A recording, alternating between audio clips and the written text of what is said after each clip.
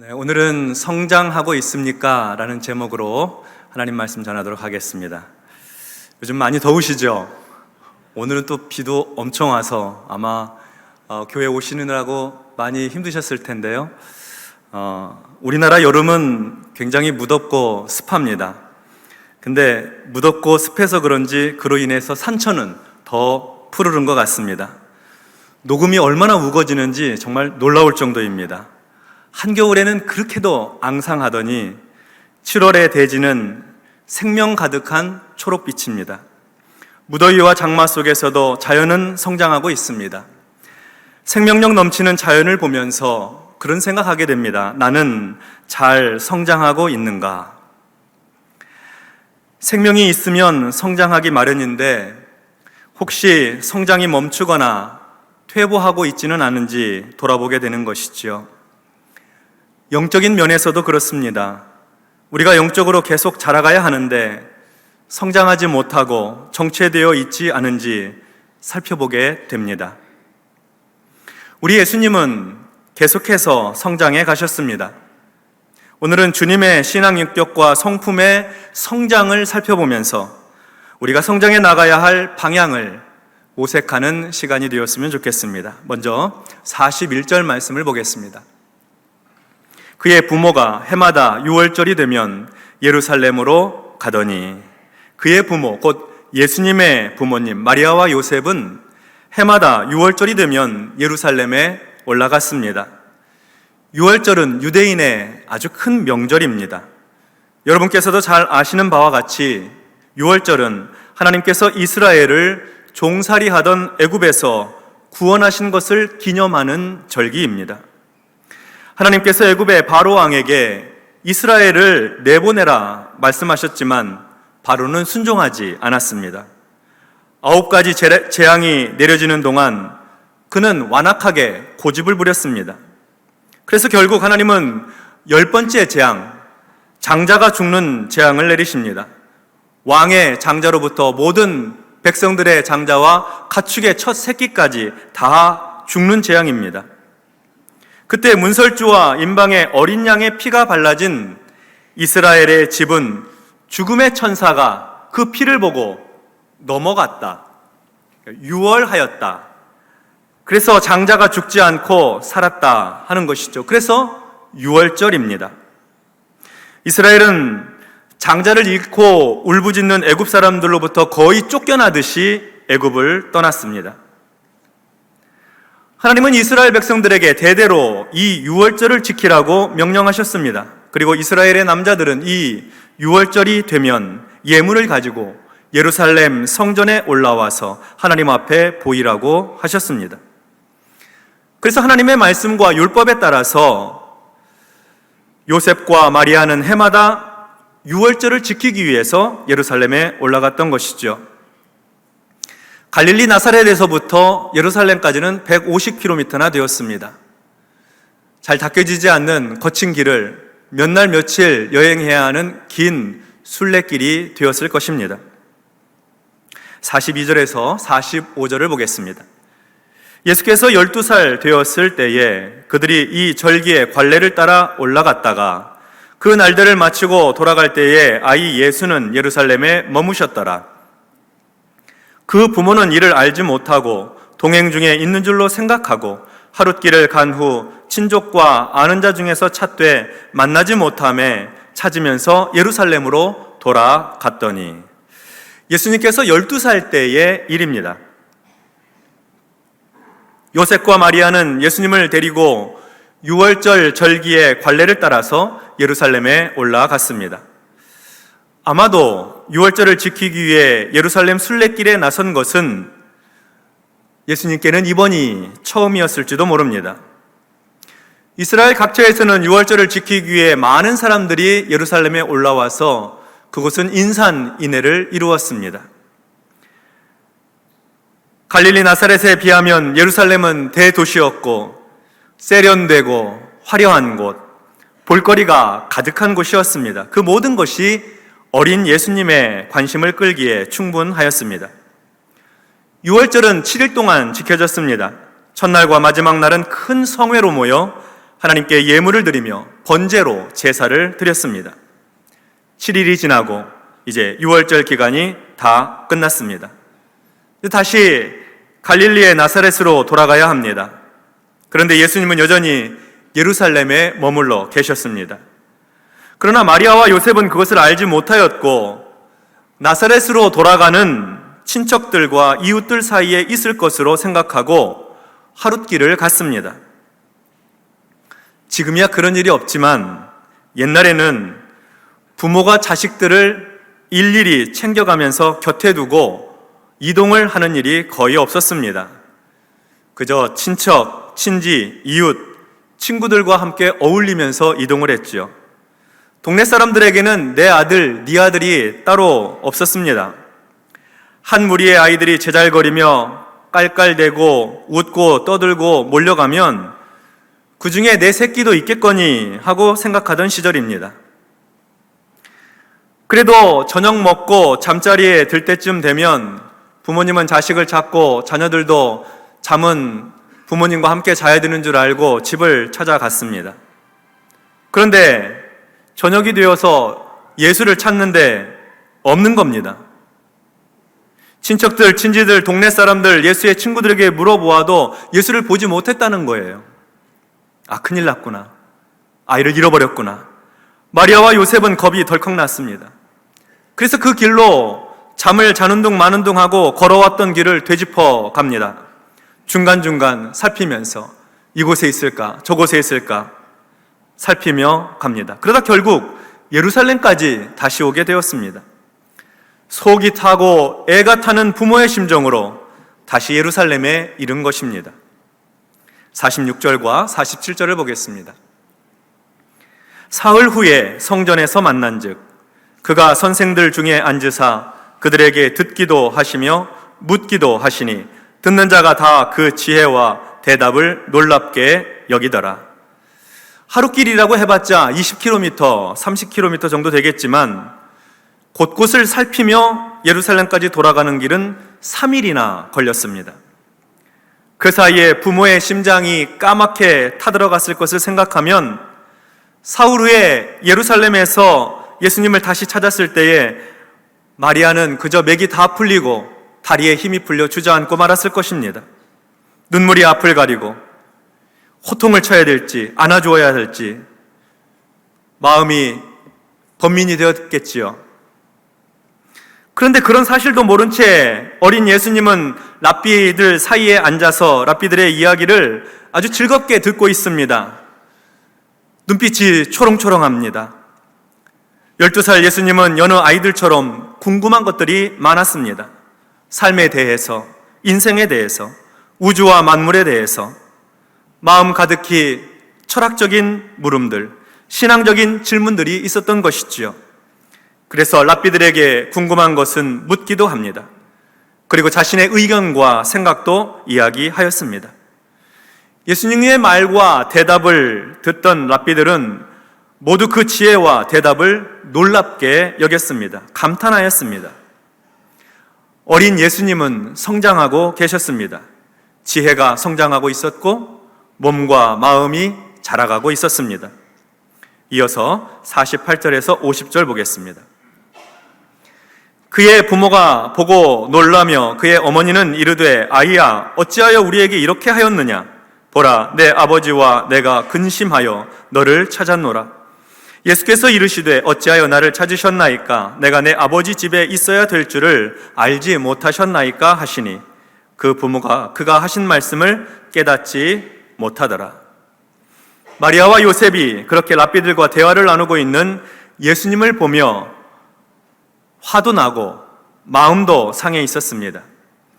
예수님을 향해 가서 예수님에게 나무라듯이 말합니다. 아이야 어찌하여 우리에게 이렇게 하였느냐 보라 내 아버지와 내가 근심하여 너를 찾았노라. 얘야 이게 무슨 일이냐 왜 이렇게 우리를 애태우느냐 너를 찾느라고 아버지와 내가 얼마나 고생했는지 모른다 이런 말입니다. 성경에는 아주 격조 있게 부드럽게 표현하고 있지만 요즘 우리식으로 하자면 일단 만나자마자 등짝부터 한 대 때리고 이놈의 새끼 하면서 말을 시작했을지 모르죠. 안도의 한숨을 내쉬며 혼내고 나무라는 부모님을 보면서 예수님은 별로 놀라워하지 않는 모습입니다. 오히려 이렇게 대답을 했습니다. 어찌하여 나를 찾으셨나이까? 내가 내 아버지 집에 있어야 될 줄을 알지 못하셨나이까? 왜 저를 찾으셨습니까? 제가 제 아버지 집에 있으면서 아버지의 일을 해야 하는 줄을 모르셨습니까? 깜짝 놀랄 이야기입니다. 예수님은 예루살렘 성전, 하나님께서 임재해 계시는 하나님의 전을 자기 아버지의 집, 친아버지의 집이라고 표현하고 있습니다. 하나님을 아버지라고, 아빠라고 여기고 있는 것이죠. 요셉이 바로 앞에 있는데도 불구하고 여호와 하나님을 아버지라고 부르고 있습니다. 예수님은 언제부터 하나님을 친아버지라고 생각하셨던 것일까요? 예수님은 언제부터 자신이 이스라엘의 메시아, 다윗의 후손, 유대인의 왕이라고 자각하셨을까요? 그 정확한 시점을 우리는 알 수 없지만 예수님은 분명히 영적으로 성장하고 계셨고 자신이 하나님의 아들로서, 메시아로서 존재하고 있다는 것을 알아가고 계셨습니다. 51절과 52절을 보겠습니다. 예수께서 함께 내려가사 나사렛에 이르러 순종하여 받드시더라. 그 어머니는 이 모든 말을 마음에 두니라. 예수는 지혜와 키가 자라가며 하나님과 사람에게 더욱 사랑스러워 가시더라. 아멘. 예수님께서 부모님과 함께 예루살렘에서 내려가셨습니다. 마리아와 요셉과 함께 갈릴리 나사렛으로 돌아가셨습니다. 방금 전에 여호와 하나님을 향하여서 아버지라고 불렀지만 예수님은 다시 일상의 삶의 자리로 돌아가는 것입니다. 아직 공생의 시작을 하기에는 이릅니다. 성장하고 있지만 아직 충분히 장성하지는 못하였습니다. 갈릴리의 나사렛으로 돌아간 12살 예수님은 그곳에서 부모님께 순종하며 받드셨습니다.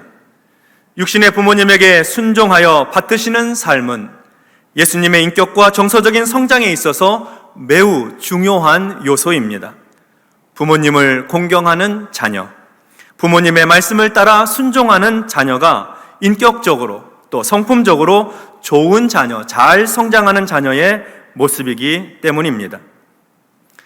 그리고 성경은 예수님이 지혜와 키가 자라가며 하나님과 사람에게 더욱 사랑스러워 가시더라 라고 증거하고 있습니다.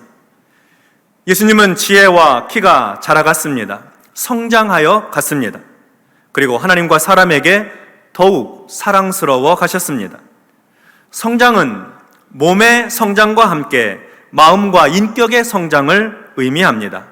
영적인 성장, 정서적인 성장을 포함한 의미지요. 예수님은 하나님과 사람들에게 더욱 사랑스러워 가셨습니다. 인격과 성품이 자라나야지, 성장해야지 사랑스럽습니다. 아기가 사랑스러운 것과 청년이 사랑스러운 것은 다릅니다.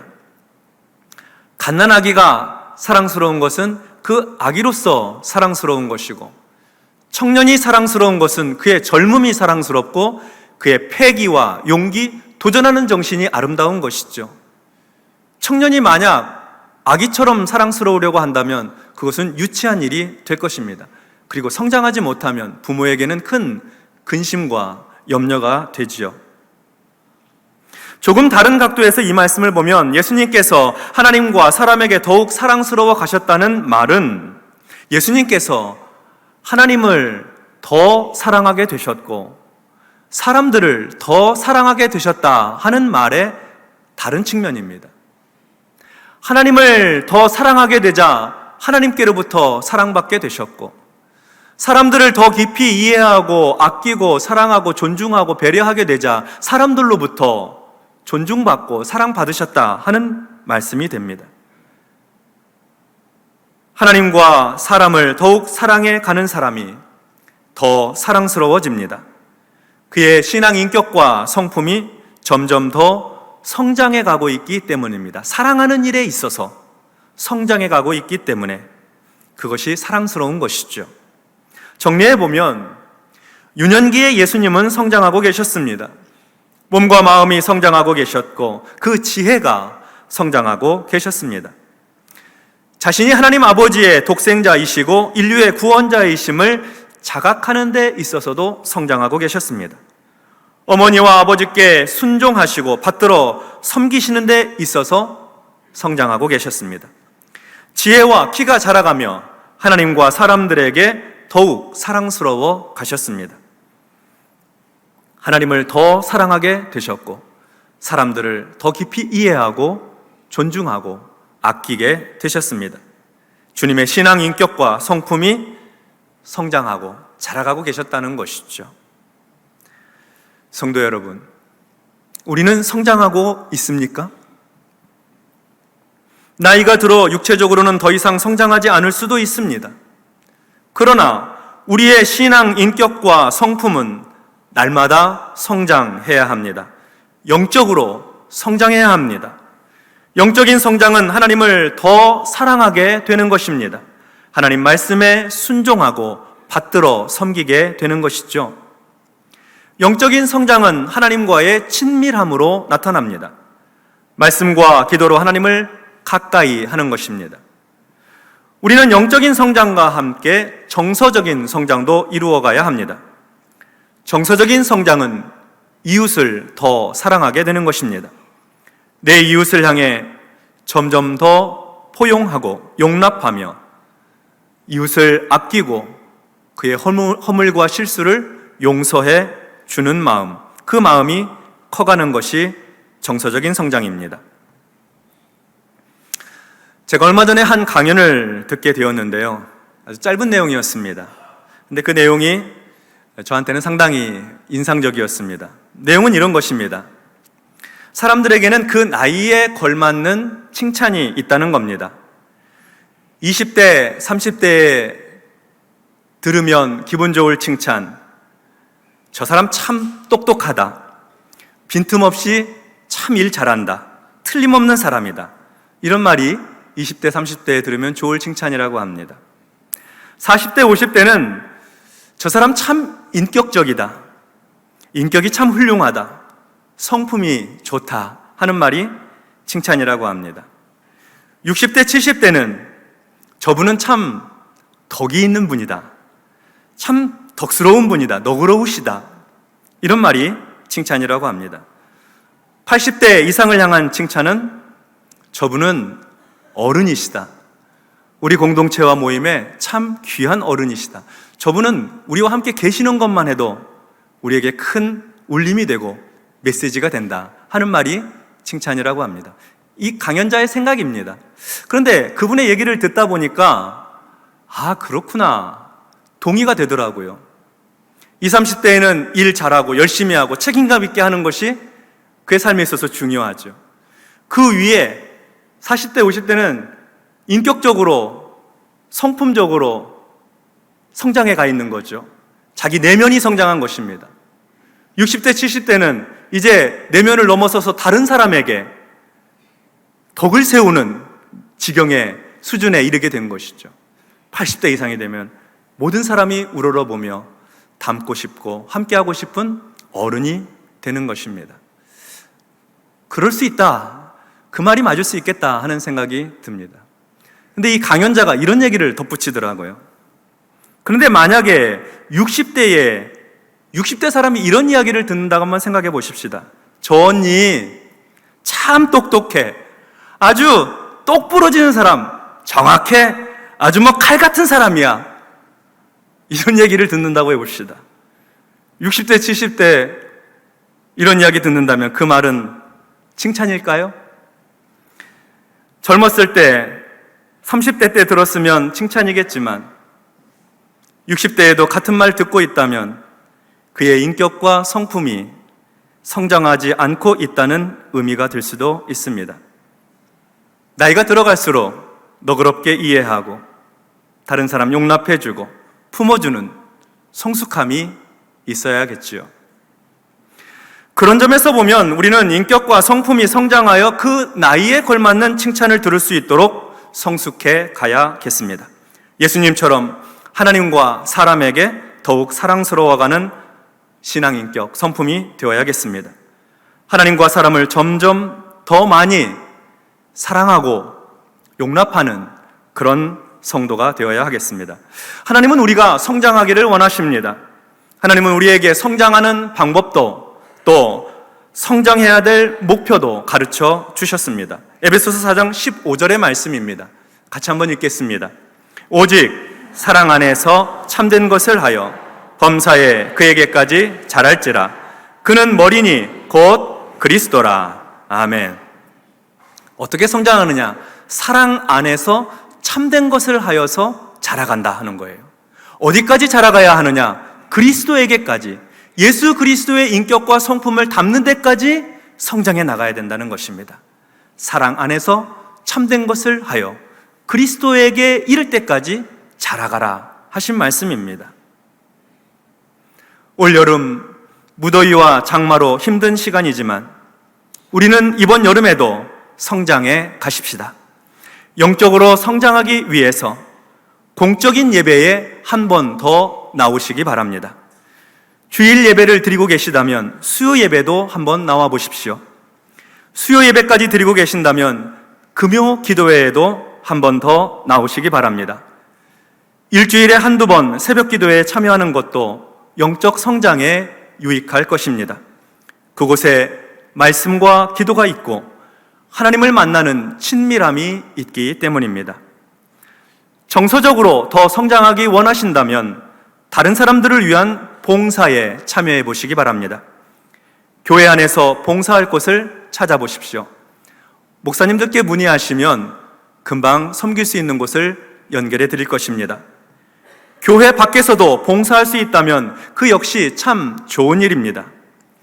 정서적인 성장은 다른 사람들을 위해 내 시간과 재능을 사용할 때 이루어집니다. 성령께서 우리와 함께 하셔서 이 여름 영적으로 성장해 가게 하시고 정서적으로도 성숙해 가도록 복주시기 바랍니다.